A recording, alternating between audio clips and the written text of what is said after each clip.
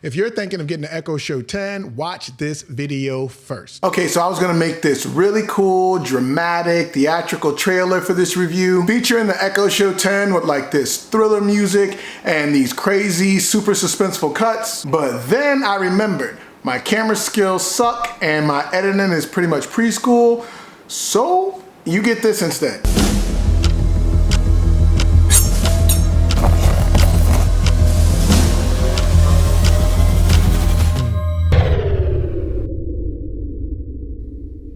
Just watch it. Just watch the video and you'll learn. A quick disclaimer, I did not get paid anything to make this review. Amazon and Jeff barely let me sell my books on that platform. So do me a favor and subscribe to my channel. And if you decide to buy one of these things, use my link in the description. And if you use my code Rashad30 when you check out, you will get absolutely nothing off because that's not even a real code. Now, on to the review. The Echo Show 10 was released back in 2020, and while there are tons of reviews on this product, there are no reviews like this review. Because if you're like me, you're skeptical about everything, especially bringing a spy into your house that's gonna listen to your every conversation and literally control who can walk through the front door. So, in this review, we're gonna weigh the good with the bad and find out if this is a practical budget AI that can get you started on your smart home or a psycho demon speaker that's spying on you and planning to slowly roast you to death by raising the thermostat 1 degree at a time. Keep watching and you will find out. Keep on watching, do it. Let's get some technical stuff out of the way first. The Echo Show 10 has a 10.1-inch HD screen, 13 megapixel camera using Amazon's Alexa voice assistant, which utilizes several different technologies, including ASR, NLU, and machine learning to enhance the user experience. It comes equipped with Dolby Atmos speakers, built-in Zigbee hub for smart home access, and uses Amazon's AZ1 Neural Edge processor. Somebody Google that and find out what that is. The biggest thing that separates this Echo from other versions is the motion control display. It will track your face and follow you spinning around like some robotic exorcist on coke. It uses an ambient light sensor, has 2 10-inch tweeters, a 3-inch woofer, and blah, blah, blah, blah, blah. Let's talk about what you really care about. Can you trust this thing to not join the robot rebellion and try to assassinate you while you're sleeping? Now, if you're looking to really build your smart home, there are a few realities you're just gonna have to accept. You can't launch your drug empire or plan a coup or become a foreign asset while having all these listening devices hanging out in your house. This seems to be the biggest fear people have, and yet they walk around with a miniature spy in their pocket all day and think nothing of it. Here's the unfortunate reality. We've all given up a little bit of privacy for convenience. So do I think these things are sitting around and recording everything I say and then storing that somewhere for some nefarious purpose?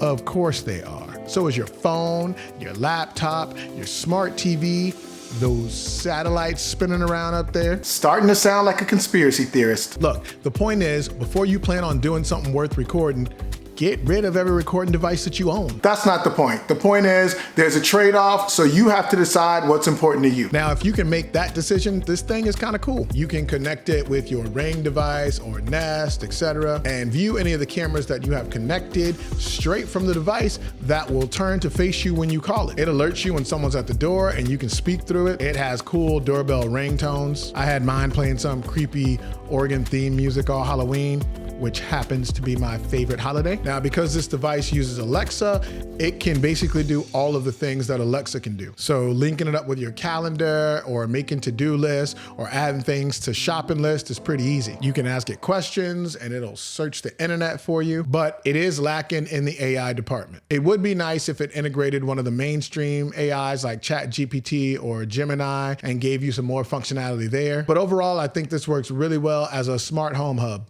or a smart hub, or smart hub home. You can connect your smart lock to the device and control it from there, although it defaults to locking only and not unlocking, because then you could have somebody sitting outside your window screaming, "Alexa, open the front door." And then boom, your smart home just got real dumb. And while I'm on the subject of screaming Alexa, you can rename it. I renamed mine Ziggy because I have multiple Amazon devices in the house, and if they can hear you, they will all answer you. If you have a smart thermostat or lights or a number of other smart devices, you can connect it as a skill and control it all from that central hub. And if you're like me and you like to listen to music or watch the news or watch videos while you're cooking, it's great to have one of these in the kitchen because this thing will follow your face and then you can see it the entire time. This works really well if you're following along with a recipe, but this is a feature I never use because I am a phenomenal chef. The biggest gripe I have with this device, and maybe it's because I changed its name, but she's hard-headed. It's like a bratty 12-year-old that you have to call over and over again to get what you want done. And also because this is basically a TV sitting on top of speakers. Once it's playing something, you really have to scream over the volume to get it to hear you, which really sucks when you're trying to get the thing to turn down. It also throws these psycho fits where it'll just start spinning for no reason, or it will just refuse to spin at all. This is especially troubling when you get up at 2 a.m. to get water and this thing is sitting on the counter spinning around like the Exorcist speaking in Latin. As far as sound, it's pretty good for the size and definitely enough for like a get together or something like that, but it isn't gonna be like Pauly D blasting techno music and rattling the walls. I do like the fact that generally I can call to it from anywhere in the house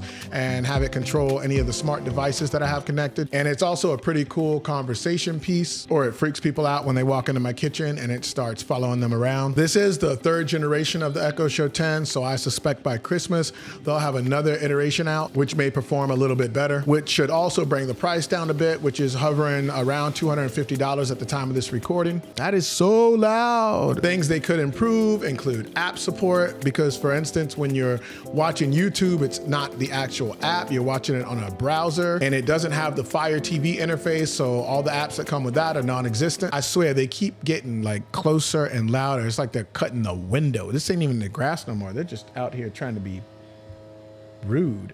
They could also increase the number of smart devices it can control and make the setup a bit more user-friendly. And as I mentioned earlier, it's really lacking in the AI department. If Amazon would take advantage of some of the new AI features and apps that have come out, they could really up their game. Take note, Jeff, or Andy, or whoever is controlling things over there. Anyway, the Echo Show 10 is kind of cool, but it could be better. I like mine, so I would recommend it, but don't be delusional about what you're buying. Your phone is smarter and more powerful, but does it spin when you talk to it? I didn't think so. Again, like I said, if you decide to purchase one of these, use my link in the description. I said that earlier. There's a link in the description to any of the Amazon devices. So if you want to go buy one or browse or see the different ones that they have, and click on that link. Click the link in the description. Subscribe. Also subscribe. Ooh, we're out right at 30 minutes. Oh, I almost forgot. Subscribe to my socials.